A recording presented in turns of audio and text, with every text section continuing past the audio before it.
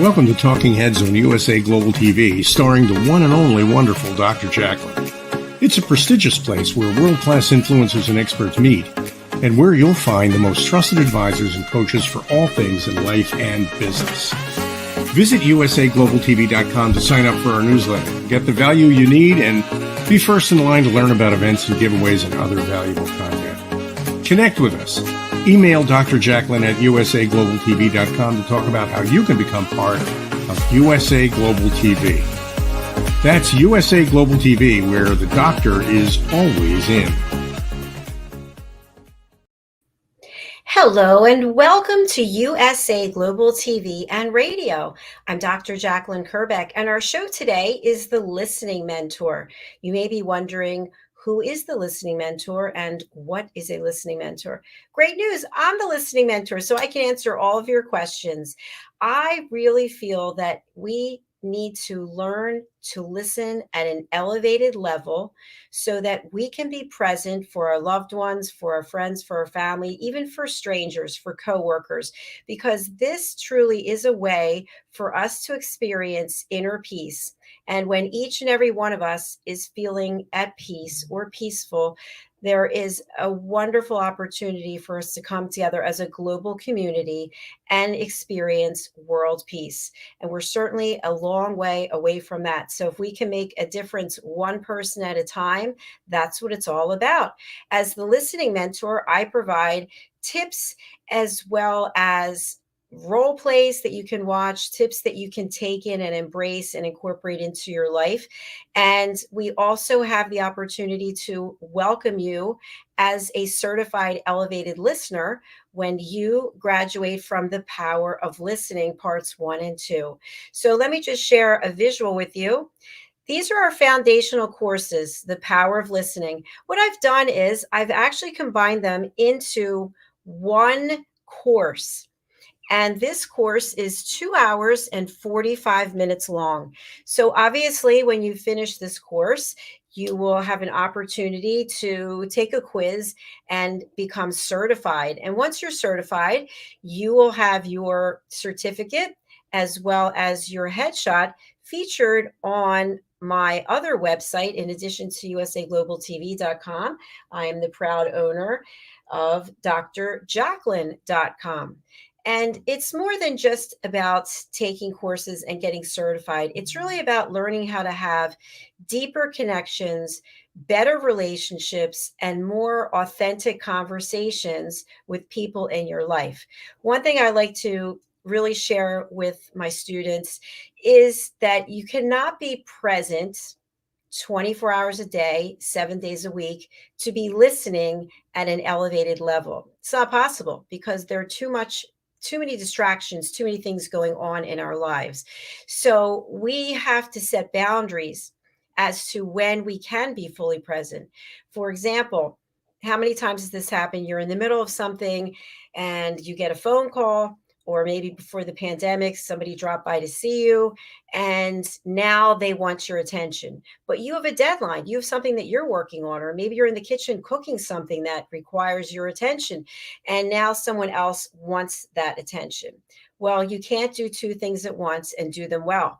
So therefore, we have to set boundaries when we are able to listen. And once someone has asked us for that time and we've committed to giving it to them, we need to be fully present. And that means not looking at our devices, not watching the television, not engaging in any other activity other than being an active listener. That means that we can't be thinking about something else. We can't be saying to ourselves internally, oh, I remember he just talked about going on a boat. I went on a boat once. I can't wait for him to stop talking so I can share about my experience when I was on a boat. Or someone wants to talk to you and they share something that is completely the polar opposite of what you believe. For example, the whole issue on abortion and overturning Roe versus Wade. People have really strong feelings about that. So if I feel one way and you feel another way, and I listen to what you're saying, but now I'm judging you, I'm actually no longer listening. I'm judging. We can't judge and listen at the same time. As I just shared, we can only do one thing really well at a time. So there are the types of things that I teach in my courses. And we have a course coming up on Monday, which will be the first and last time that we are going to be actually filming it so that it's available on demand. So instead of you actually having to attend the course in person on Zoom, you can actually download it, attend it anytime you want, and then we'll send you the quiz. And when you've passed the quiz with 7 out of 7 questions correct, then we'll go through the whole process of welcoming you on USA Global TV and radio as an elevated listener and part of our team. If you'd like to sign up, here it is, the power of listening, as I just mentioned. And I also have in the comments posted the Eventbrite link so that you can go over there and you can sign up and become part of our team. And most importantly, have some peace in your life and have better, deeper relationships and connections with people once you become an elevated listener. All right, we're going to take a quick break. And then when we come back, we're going to talk about how stress and anxiety impact relationships and what we can do about it. So stay with us. We'll be back shortly. I'm going to run an ad that I really do love. It's called Take a Moment, and then we'll follow it up with one other. So stay tuned. We'll be right back with you. Take a moment. Take a moment. Take a moment. Take a moment. Take a moment. Take a moment. Take a moment. Take a moment. Take a moment. Take a moment. Take a moment. Take a moment. Take a moment.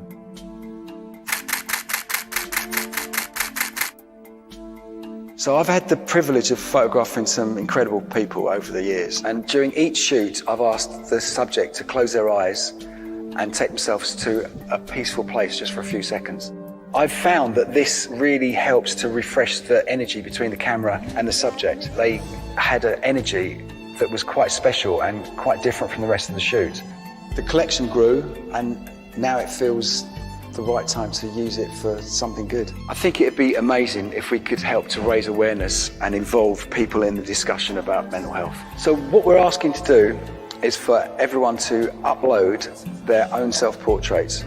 All of these portraits will become part of a massive artwork. I'm really excited to see this project go from hundreds of pictures to thousands of pictures. Essentially, an ever-evolving artwork that says we're all in this together. Close your eyes and take a moment.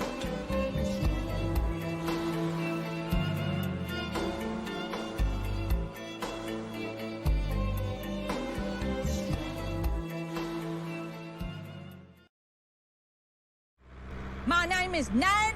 Yeah. From London town. What? You got a problem? Yeah. I'll take you down. 2 for 1 on Jaeger bombs. I'm violent, angry, dangerous.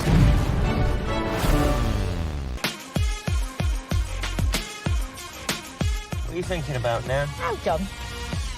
This don't look like Coventry. Everyone's orange. It's Liverpool, Nan. Oh, have a look. You're illegally parked across 3 disabled bays. I've got 3 disabled badges. You shouldn't have 3. And yet I do. Riddle me that. I'll go and have a word with Now, her. leave off. I'll deal with this. Now listen up, millennials.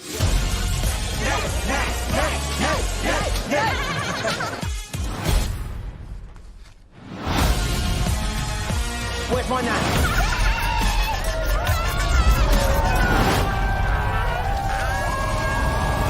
It's like being on the moon, isn't it, eh?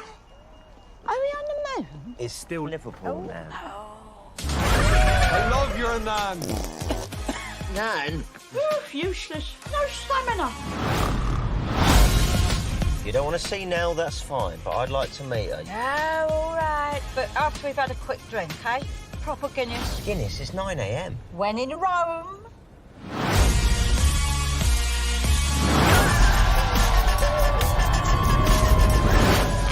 Straight out. Unstoppable.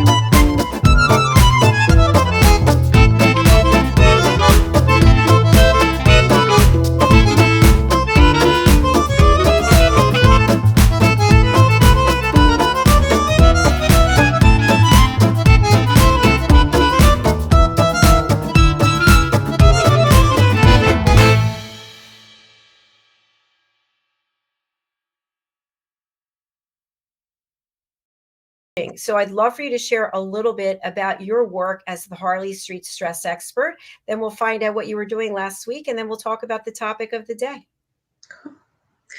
I'm the Harley Street stress expert, and why expert? Because I've been doing this work for 22 years now.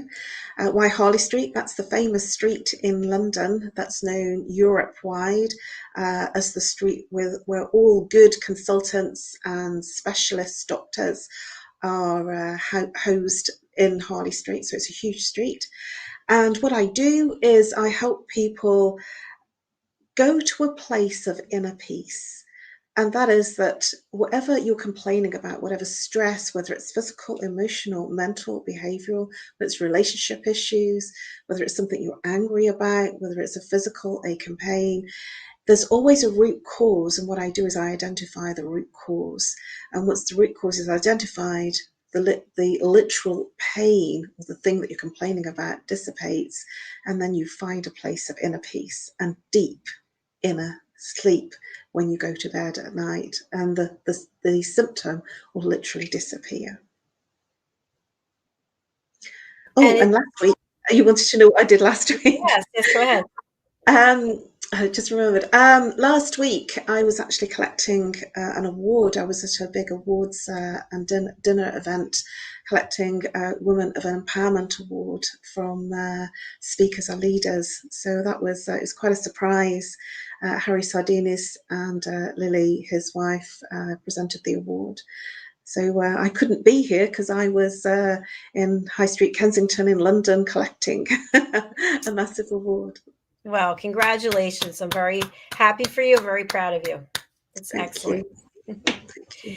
Caroline, many people are experiencing anxiety more now than ever. It's also Mental Health Awareness Month. And you actually just were featured in our new book. You have a chapter in Adversity to Awesome, which I'm going to just show the cover for friends who are not aware of it yet. The paperback became available today. So you know anxiety, you know what it feels like to all of a sudden have your world turned upside down. And of course, there's different levels and degrees of stress and anxiety, but it almost assuredly impacts us and others around us. So I'd love for you to really take us at a high level and then dig in deep into how anxiety affects our relationships. Okay. Anxiety is when you get caught up in the mind. So have you ever been in a situation where you're sort of, a situation appears and you're thinking and analysing, what about this, what about that, and if I do this? And it's almost like you're in a full-blown conversation in your mind. And the other person that you're with is not aware that you're in that conversation. And so what happens is, in that space that your mind is busy in your thinking and analysing, the other person receives silence. And so when you're in your high levels of anxiety and the mind is on just literally on autopilot and on massive overdrive, you're received as silent. And so that will really impact your relationships, both professional and personal, because the other person has no idea what's going on in your mind. And all they see and hear is your silence. And so when you're silent with the other person, it just makes it seem as if you're being arrogant or ignorant, or just not responding because the other person might have asked you a question. And what happens is you're so busy in the mind thinking and trying to work out what to say and all the scenarios that you could be silent for some time, which will cause all sorts of challenges within your relationships because the other person simply isn't aware. Now, the other thing that can happen digging down into that is that if you're thinking about all the very negative scenarios and things that wouldn't be good for you and for the outcome of the project or whatever that you're in a situation of, what can happen is that you will literally create what you're thinking about, because the mind does not know what's real or imagined. And so the mind creates exactly what you're thinking about, and those challenges start to appear, which is even worse.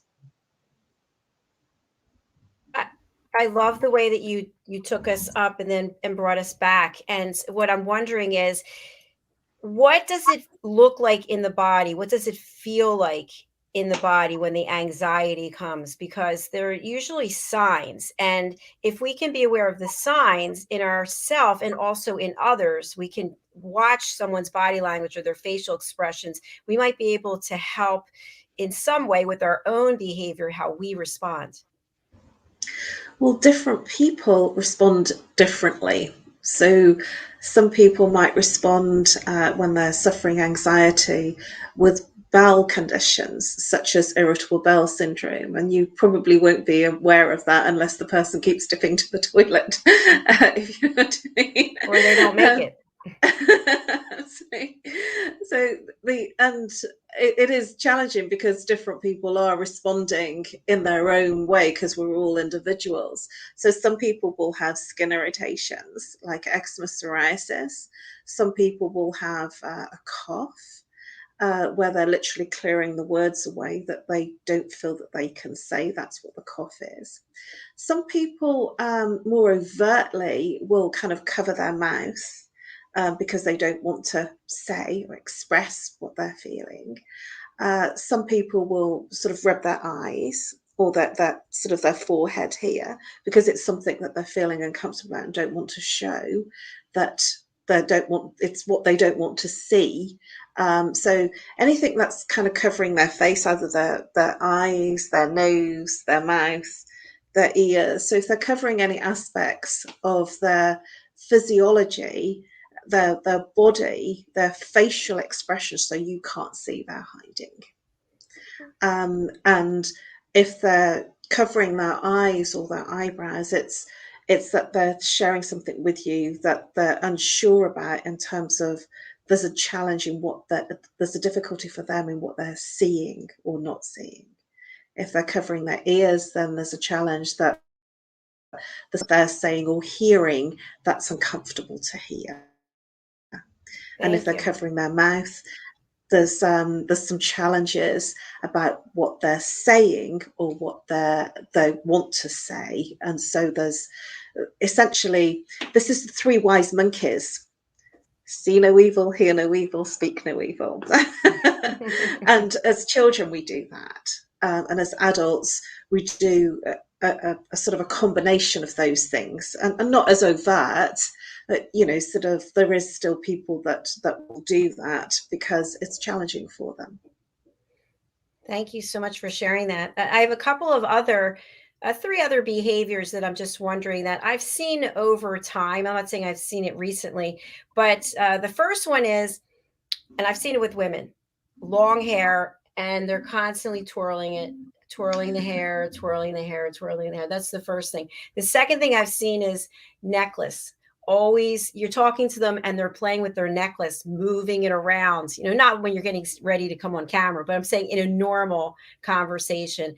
And the third thing, I've seen this with men many times, you're talking with them and they touch their nose. They keep touching their nose. Right. Any idea what these things mean? You've got a few there. So the hair flicking is literally somebody feeling nervous. That they're needing to do something with their hands, so they're flicking with the hair because they're feeling an anxiousness in the situation, and they won't even realize they're doing it because it is their natural go-to expression of fiddling. And so the same with if they're doing something with their hands. It's the same thing, that the hands are related to the root chakra. So the root chakra is related to your foundations and your stability. That's where the nervous center resides as well. And so if there is any anxiousness or nervousness or anticipatory experience that the person's experiencing, then there will be something being done with the hands. Same as messing with the necklace. It will be, the necklace is around the throat area, so it'll be something that they're feeling uncomfortable to express. And the words are literally sort of fiddling around there because it'll be around the throat area. what was the other one? The touching the nose. This is sort of when somebody's doing this. This is a kind of if the person is olfactory, so if they have a sensory, we all have a sensory of smell, and it'll be, some people will actually say something like, "This doesn't smell too good to me." If you've ever heard somebody have that expression, these are the people that will be sensory in the smell sensory. And when they're touching their nose, it's because they're feeling that they're uncomfortable with, the instinctual of this doesn't smell right. So thank you. Could we also interpret for the last one with the touching of the nose that it means they're not telling the truth? Yes. Let's get to it. Come on. I'm being very diplomatic. Yes. And also, the old wife's tales, my mum would, sort of say, "This is a surprise," so it's kind of, I don't like to kind of be blatant, to say that it's a blatant lie. But if, it'll be a combination of things, a combination of gestures that will say, yes, this person is telling a lie. Well, that clears up about 30 years of questions I have with people I was in relationships with. Thank you so much. I appreciate it. I do think also on the topic of anxiety and also body language, when one person, like, look at you and look at me, we're here on TV and radio, but we're both pretty calm. We're not doing it, flailing around, moving around. I find when someone is constantly moving around that it's distracting from what it is that they're trying to convey. What are your thoughts about that? That's true. When the person is like sort of very hand gestury, when this is all going on, what happens is that there's a distraction of the person that's viewing, watching what the hands are doing, and especially if they've got very bright nail varnish on, like very bright red nail varnish, the hands will be flickering, and you'll just keep seeing flashes of red. And so, yes, it is, and if somebody is doing that, really, it's probably because, again, they're not aware, and it's something that they're doing normally. They're very hand gesturing. I'm quite hand gesturing, but when I'm in front of the camera, I appreciate that those things are very distracting. So I don't, I kind of have my hands. People they perhaps don't, are not aware of the fact that what they're doing is very distracting.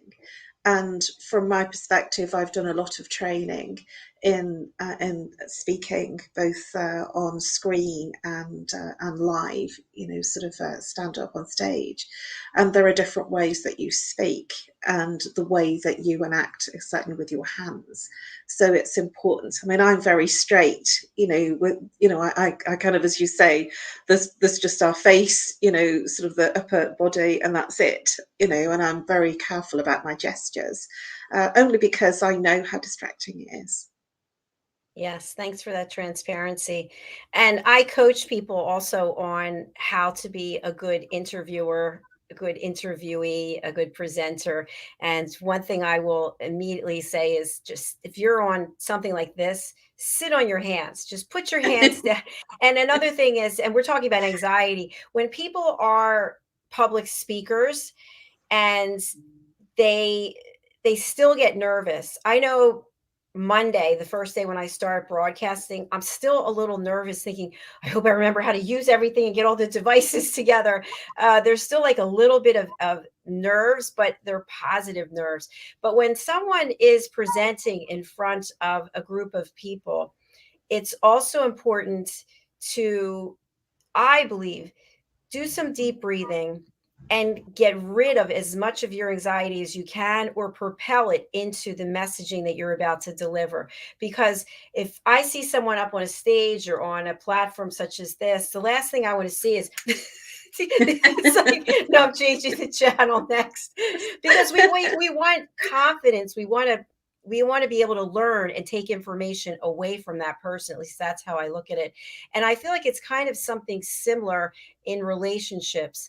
In relationships, when we're communicating, it's usually because we have something to share, whether it's something that happened to us, or maybe it's a reaction we're having to something that the other person did or a third party did. And we need to be able to communicate that messaging effectively. And when we are able to do that, I feel like that takes the anxiety level down of all parties. What are your thoughts? That's a really good insight, because I always feel nervous just before I speak. And there is some, I keep being told by everybody they don't understand why, because I speak well and I know my subject matter. So there's no reason. That's not, we're not being in rationale here. We're being in feeling and emotion. And the feeling and emotion, we're human. We're being human when we're responding in that level of stress. And yes, it's absolutely right what you're saying about the breathing. And if you breathe down into your belly, breathe in through the nose, and if you extend the belly so the belly comes out like a balloon, and then your breath goes into the belly, it takes you out of your head. And it literally stops all that nervous anxiousness that you would feel. And the other thing that I found is that sometimes a little bit of nerve is good, because it kind of focuses you a little bit and you do a little bit more preparation than perhaps you would normally do if everything was really easy and you were flying by the seat of your pants, so to speak. So it's good to have a little nerves, but sort of, if you are comfortable and confident in what you do and what you teach and your subject matter, then that should literally disappear when you start speaking. And that's certainly the case for me. I always get worried about the tech. I always think, is the camera going to be all right, or is this not going to work? So I tend to prepare, quite early before I'm actually due on. So I make a big thing of it because I know it can happen, that it just doesn't work, and the tech is the tech. Yes, that's very true. I think another tip is to be prepared for the worst outcome, whatever that might be. So in other words, if you walk into a situation, and let's say it's a business situation and you really need to close this sale, and if you don't close this sale, I'm just going to make you're going to lose something financially, something is going to go awry. And that, but you go into the meeting expecting that you're going to be able to do whatever it takes to close the business, and then you don't get the business, and now whatever's going to happen over here financially, and then the devastation emotionally. And I feel like if I expect that there are going to be issues, then I can already work on solutions for them. So for example, on this platform, I have 20 to 25 shows a week. I am prepared every show that the guest doesn't show up, or the co-host doesn't show up, or that the internet goes down. And I have solutions for all of these things. So why do I bring that up? Because that takes my anxiety level way down, as opposed to when they do happen and I'm not prepared.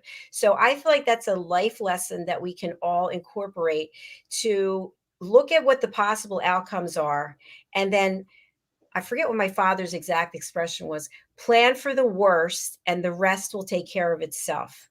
Not that you're a pessimist, but that you're a realist and you look at what are the possible outcomes. And of course, we can't ever figure out all the possible outcomes, because things happen that we have no control over. And I always say, when my dad was alive, we had a list of all the possible things that might take us out, and we put them all on there because we knew it wasn't going to be one of those. It never is. It never is. So what are your thoughts, if you, as a human being, as a person, if you learn the skills to look for solutions, to be able to analyze what exactly is going on, that can help take your anxiety level and lower it? That's a good point. Certainly with technical things, you can be prepared. And at the same time, I've been at events where there's very, very the incredible technical support people, manning the decks, and something goes wrong. And, they literally, I've seen the calmness about them because they have a plan B, and that's what you're talking about, having a backup, that's what they call it, they have a backup to just in case something happened. And it's good to be prepared just in case, because that just in case can happen. In relationships, that's a little different, because I feel that if you're focused on the worst of an outcome, so say if you're focused on the fact that a relationship or a partnership might end, then you can lead it down that way, because whatever you focus on can create. And so, yes, from a practical perspective, when you're managing things, it's always really, really good to be advanced in your thinking and organizing just in case something happens. So I always plan to be somewhere, about 15 minutes before, if I'm traveling anywhere, or half an hour before, just in case, the trains don't run or something happens. Then, I didn't used to be like that, and I was always stressed, especially if there was a delay or a train was cancelled or there was a problem on the line, then I was really thrown out. But now, I always plan early, and if I'm early, that's great, and so there are things that you can plan for, but if you focus, whatever you focus on can create in your reality, and it creates into the situation, whether it be good or whether it be negative.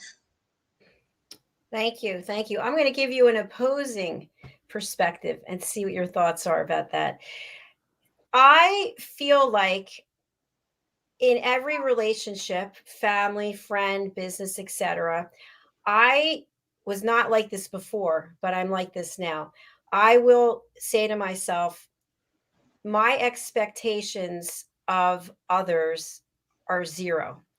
And I'm not talking about a contractual relationship where, this, that, and the other, but I don't have expectations for other people, because I will always be disappointed. I have expectations for myself. So what I say to myself, and I'm not a pessimist, I've always been called an optimist, and I've been told when I was in corporate that I needed to be a realist. So I guess I'm all over the place, but I've never been a negative person ever. I've always been the glass is half full, or it's full, or it's overflowing.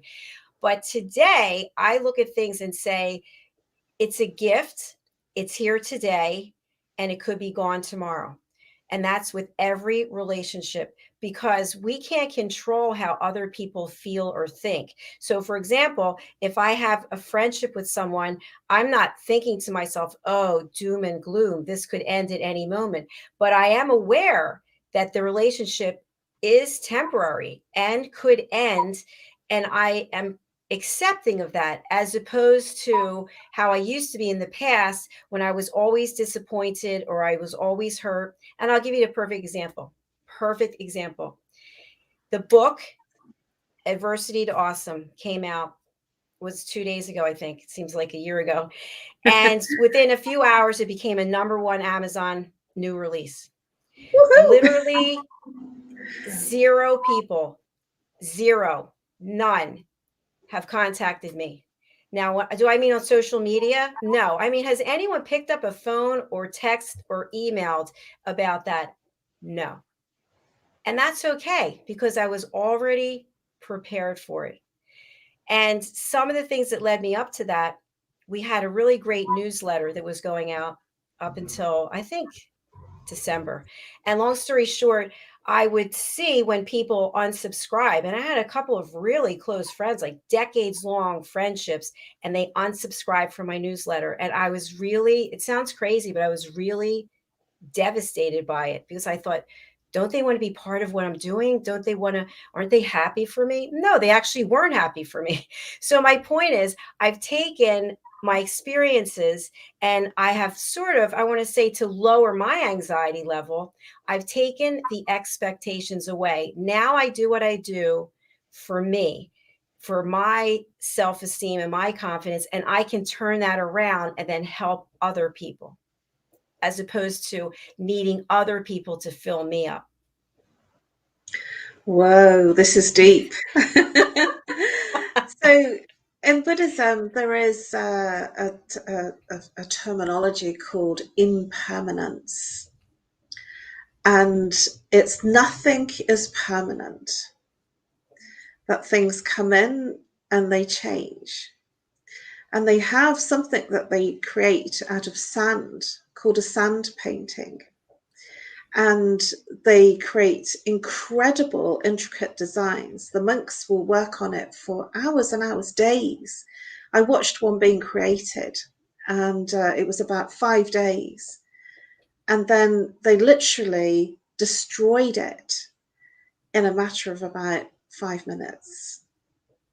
And then they let it go. And it was the intricate work that, because we watched them doing it, the intricate work and the hours and hours that they spent, you know, a group of monks.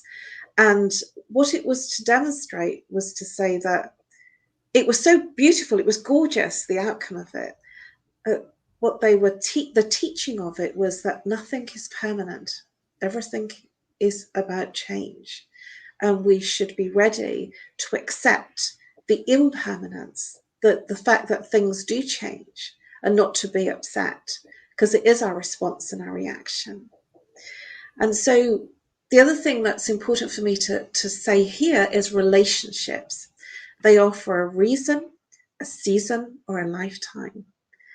And we do get, as humans, attached to our relationships. I certainly have got very attached to friendships and relationships.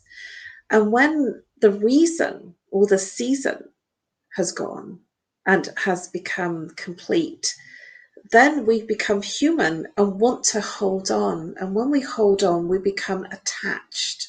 And when we're attached to something or someone, that's what causes the problems. And when we become attached, then we create the scenarios of, there's somebody that's done something wrong, I've done something wrong, you've done something wrong, you shouldn't have done this. And this is where we get into the blame and shame game. And actually, it's probably because the reason or the season is over. The reason for that friendship, relationship is done. And whatever that was, it's complete. But as humans, we don't want it to end. We want to continue. And that creates our challenges, because it's about attachment. If we're not attached to people, to things, and the outcome, then everything is possible. Very true. And you reminded me of something, and maybe you had this experience as well. When I left my ex-husband a long, long time ago, many people were mad at me. And they were mad at me because I ruined the relationship between all of us. So if it was a twosome, foursome, couples getting together. And I just thought that was so interesting, because no one cared about how I felt or how he felt. It was just about them. And the point is that any relationship can end at any time. And it's how we show up. It's how we respond.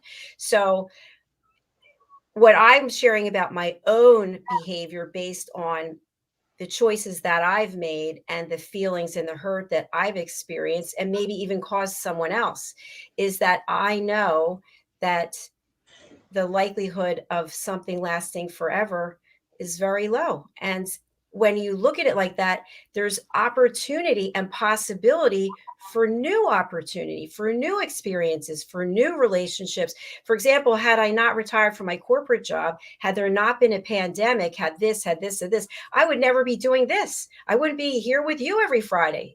I would be doing reports and calling on CEOs and selling employee recognition programs and meetings and events. So every relationship has its purpose and has its time.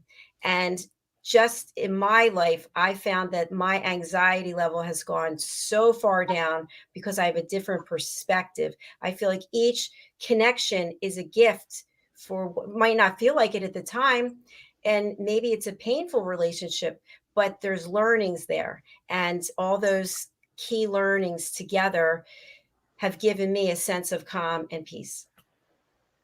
That's very, very true. I mean, we're all being human, and we have these experiences and we hold on to what feels good.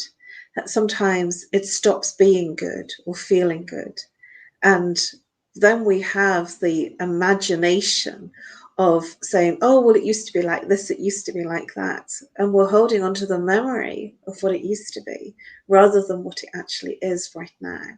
And when we're present with ourselves and with the other person, so when we're really with the other person and not in our minds, then we can really know when it's good and when it's not good. And we can really be sure when it still feels okay. Because we change, we evolve, and the other person's changing and evolving. I've certainly gone from corporate to being a therapist to being a speaker, and during that time, people have come into my life and people have left my life.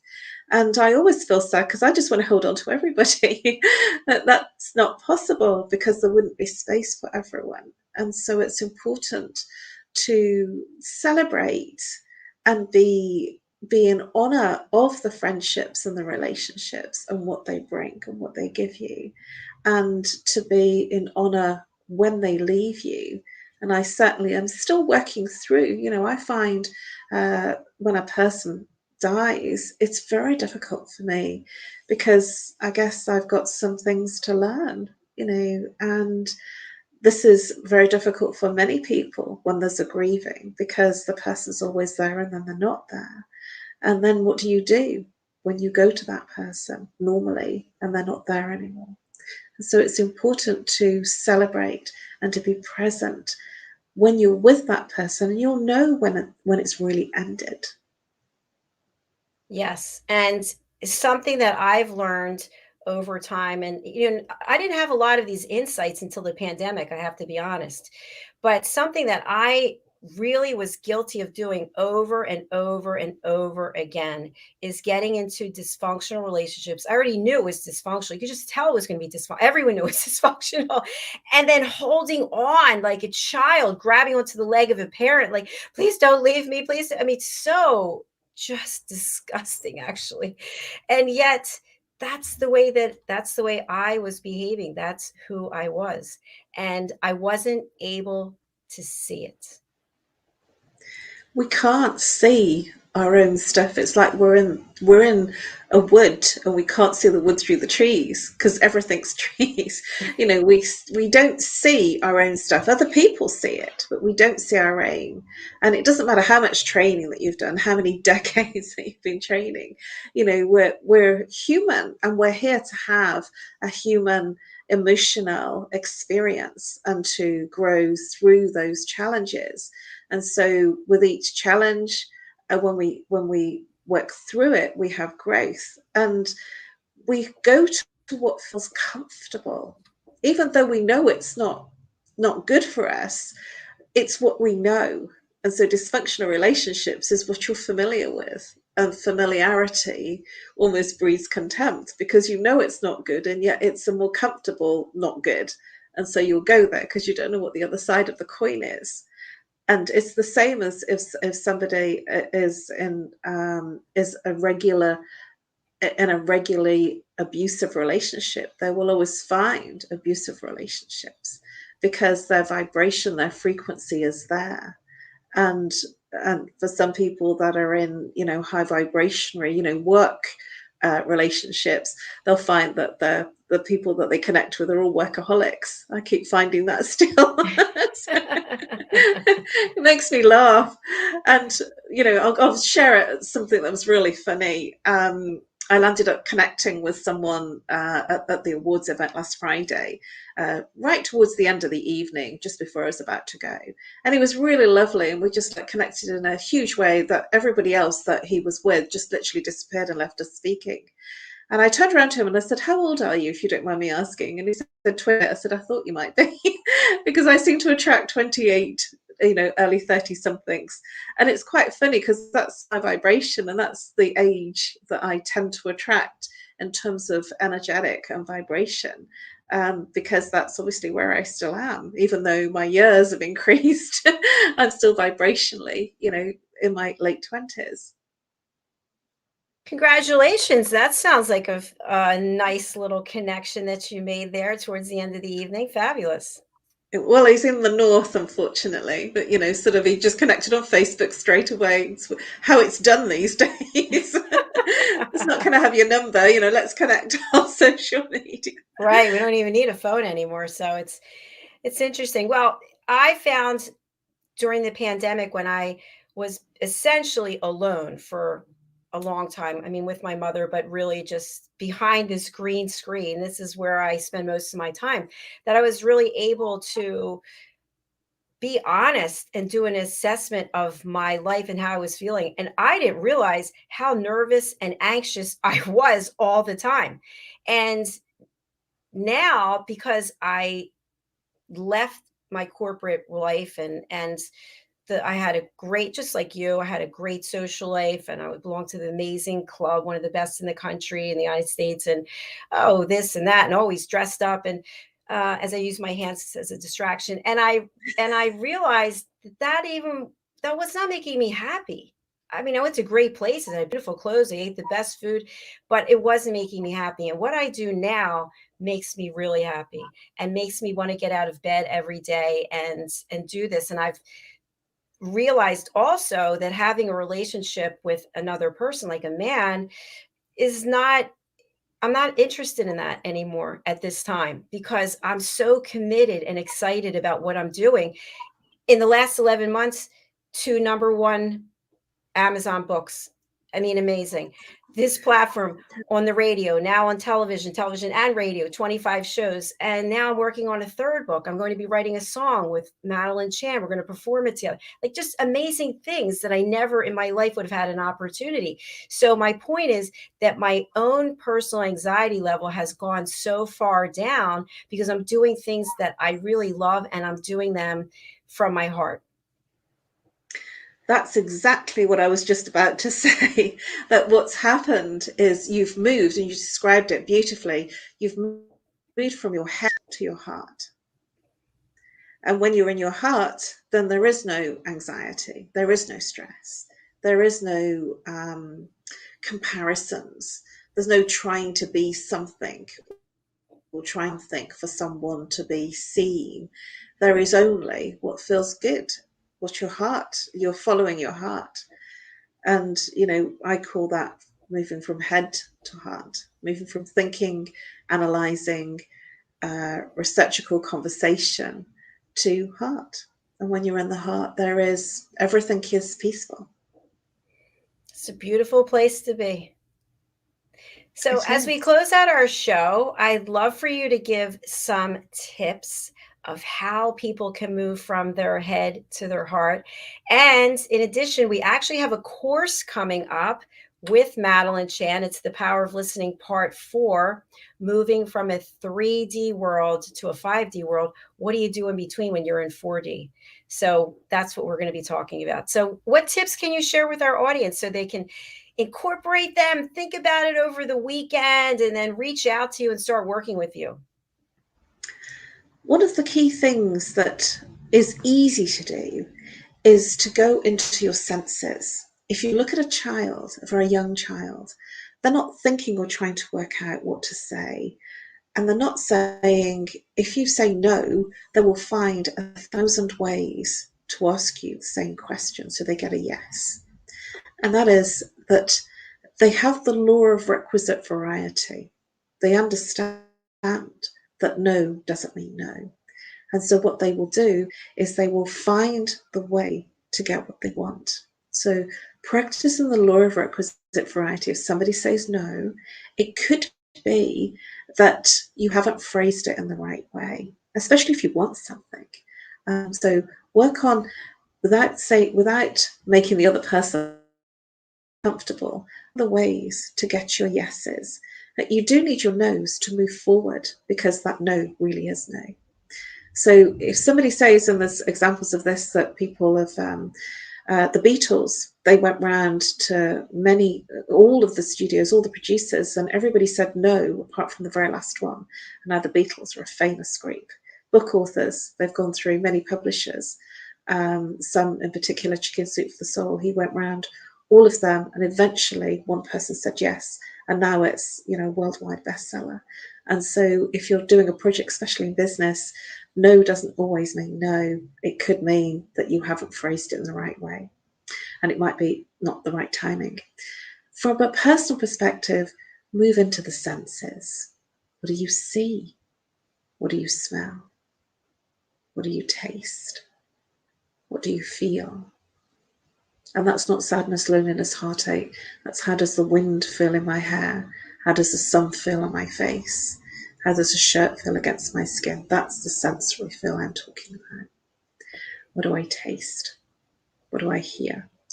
And when you're in the five senses, you're in sensory overload and there is no room to think. So when you have a meal with your family, your loved one, be in the sensory of the textures, the flavors, the smells. What are you seeing in the food? How are you feeling? And when you're there, time will melt and you will feel a deep inner peace, and time becomes no time, no space, no time, no thing.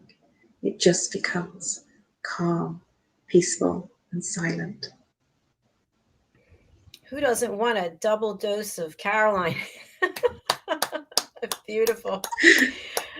That was beautiful. I just wanted to share one other thing.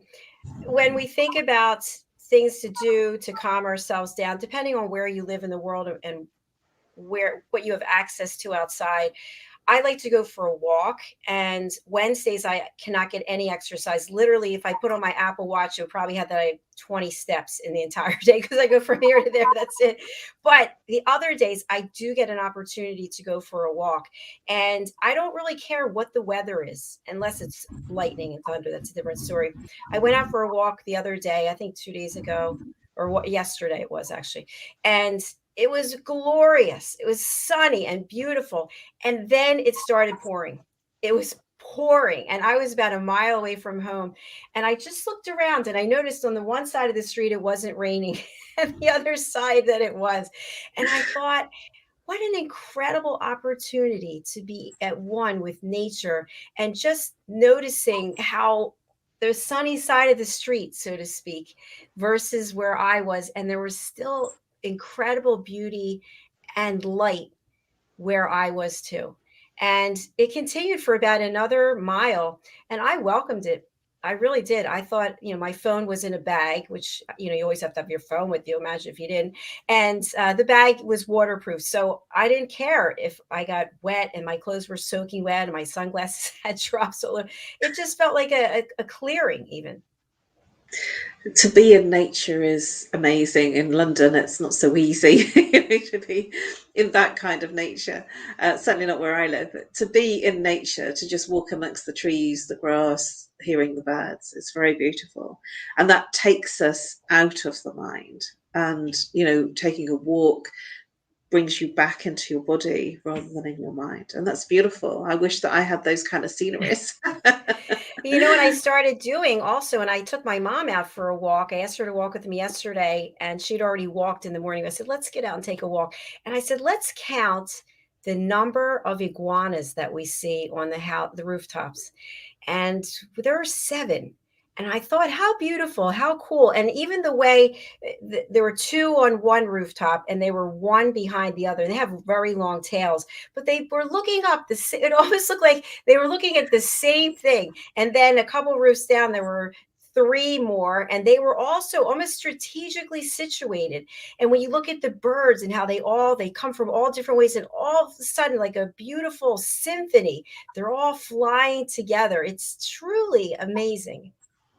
Nature is beautiful because there's no thought, there is only being.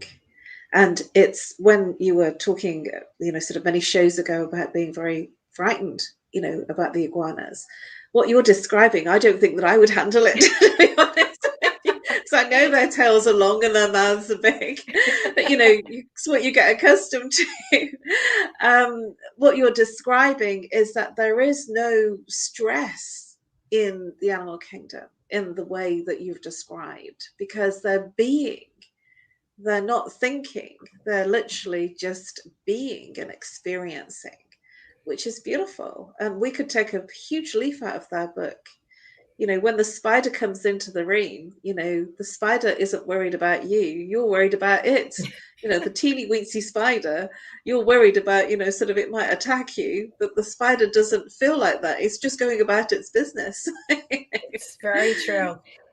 Well, I'm doing a lot of research on animals. I started a couple of days ago because I'm working on my third book with Mariska Dupree. It's actually part of a series for children, and the main characters are animals. So I've been researching different animals and attributes that they have. And it just so happened that last night I was in the kitchen and I saw a moth and it was coming near me. And I had researched that they have exceptional hearing. I think they have the best hearing, and then bats are after that. So I saw it flying around. I said, listen, I know you can hear me. Okay. I've done my research. So my message for you is stay away from my clothes, stay away from the closets. You could do whatever you want. I'll even open the door to let you out. And I just had to laugh because in the past I'd be yelling for my mother, Mom, can you get the moth? And now I just try to appreciate, we had a giant toad out front.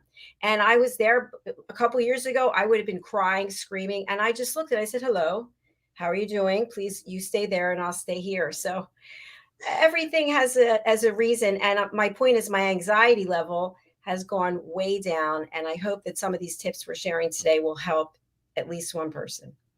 Well, that's, you know, what you're describing, because I live on my own, and I used to, when I was living with my family, if there was a daddy long legs, I would just scream, and I'd have brothers, and I'd got my dad, you know, that would just literally go, oh, what's the matter, you know, and I was, oh, but the thing is, I was allowed to get away with that, and I had, you know, sort of the men folk in the family just took care of it. Now I'm on my own, I've learnt to commune, to talk to the creatures, you know. If there's a daddy long legs in the bath, I just look at him and I just say, you know what, you can't have a shower with me, you know, this is just an intimate experience just for me, you know, you got to get the hell out of here. Well, plus they're probably not going to survive. And, you know, and I don't really want to have to do anything to you, like sort of flush you down the plug. So please can you just make sure that you go within the next hour? Yes. And it's communing. And it is. I do believe they do hear. I do believe that, you know, when you go into your heart and you don't mean them any harm, but, you know, I'm definitely never sharing my shower with a daddy long legs. That's just never going to happen. You know. Well, when I got certified in December of, oh my gosh, I think it must have been 2020. I got certified by the Path as a meditation teacher. And you take a vow, a commitment that you won't kill anything. So that's when I actually started looking at killing bugs. It doesn't matter what it is, you can't kill anything. And then having the show with pet psychic Amina, and she's all about coexisting. And I started really listening to what she was talking about. And so I've actually embraced it myself. One creature I don't like, I'm just saying I don't like it because they are almost indestructible and they're pretty big and they fly. They've got all that going for them. It's the palmetto bug or the roach. And if I saw a roach, there's a lot of them here in South Florida, I would just start screaming. I lock myself in the room. It doesn't matter. So last night I went into the garage and there's a big one, and it must have been on the recyclable bin because I heard something like go down to the concrete, and I looked and I was like, oh, it's you. And I said, please don't come near me. I appreciate that you're here for whatever reason, but please stay away. And it scurried right out. I went under the garage and it's gone. So I'm not sure I'd be that calm with a cockroach, I must admit. Well, they have a purpose of being here too. I don't see, you know, many things living in the middle of London, but there has been mice and there has been rats, and you know, which is a thing living in the city, especially in London. But I won't kill, because when you kill anything from the animal kingdom, then, you know, you're killing a life, you know. So my mum actually says I'm rather silly, you know, and, you know, she would just put a trap down and, you know, but I believe that we all should be able to live together You know, it's not just our world, it's I an agree animal with you. world too.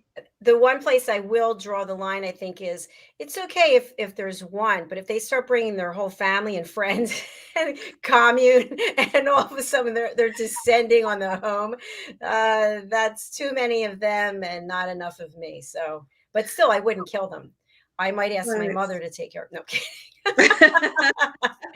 but we've actually got to close out our show. So this has been so much fun. I want to just mention a couple things before we leave. I mentioned that before you got here that we have the power of listening. This is coming up on the 10th.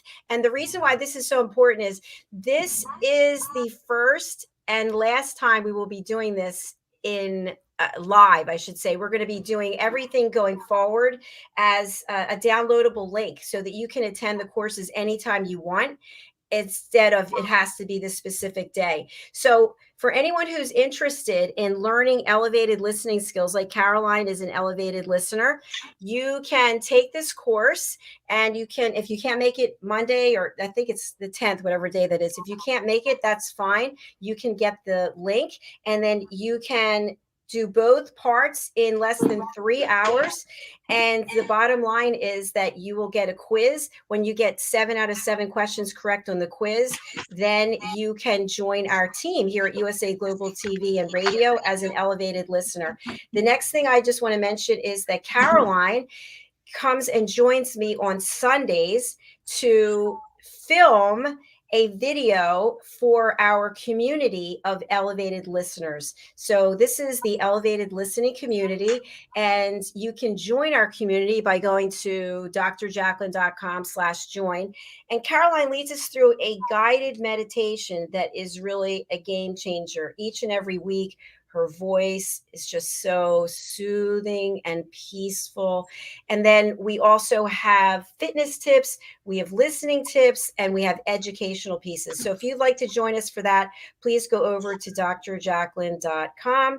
And I think lastly, we have the part 4, the power of listening, the transition, facing the shadows of ourself. And this is with Madeline Chan. This is what I referred to in the beginning of the show about transitioning from a 3D egocentric world to a 5D world filled with leading with your heart, leading with love. And of course, our book. Please go over and buy our book. I wanted to share this screenshot. The book, here it is, the Truth of Day, the Light of Day, #1 new release, Adversity to Awesome, True Life Stories of Inspiration from Survivors of Imprisonment, Addiction, Sexual Assault, and more. Caroline is in there. I'm in there. Please go over to Amazon and purchase the book and share the messaging with other people. Caroline, truly honored to have you here today. Please let people know how to reach you and about your Stress Buster offer. Well, you can reach me on NoMoreStress at live.co.uk, and I offer a free 30-minute Zoom stress buster. So it's whatever you're complaining about, whether you're suffering physically, emotionally, mentally, behaviorally, whether it's a relationship issue, a business issue, if you're angry, if you're sad, whatever it is that's really bothering you, reach out by emailing me at NoMoreStress at live.co.uk. And we can schedule in a 30-minute Zoom consultation. You will feel amazing. You will feel calm. I'll identify the root cause of what caused the challenges in the first place, and you will have a relaxation that will give you an incredible deep sleep following the call. I look forward to hearing from you and arranging your free consultation. Thank you so much, Caroline. I really appreciate it. And I look forward to seeing you on Sunday. Bye-bye. Thank you. Bye for now. Thank you. Bye-bye. I actually just realized one other opportunity that elevated listeners have, which is, as I mentioned, I'm starting work on a series of books with my co-author, Mariska Duprier, and we are actually taking casting calls and auditions for people to be characters in the new book. So if you're interested in being an animal character, if you've ever thought how cool would it be to be in a book, you can go ahead and apply. The prerequisite is that you have to be an elevated listener, so you will have to take the course, and you can take it, as I mentioned, on the 10th, or you can take it at your leisure. And we also have the link to share for Eventbrite Power of Listening foundational courses. And if you're interested in being considered for the book, we have a link for that as well. To apply to be an animal character in the new children's book, you can go over to the Google form, and there's 3 different levels of characters, and all the information that you need is there. So I'll share that in the chat as well. Okay, thank you so much for being here. We'll be coming back with Pet Psychic Amina, and I'm going to run off to a meeting in between now and then. Take care of yourselves, and happy Mother's Day to all the mothers out there. Bye.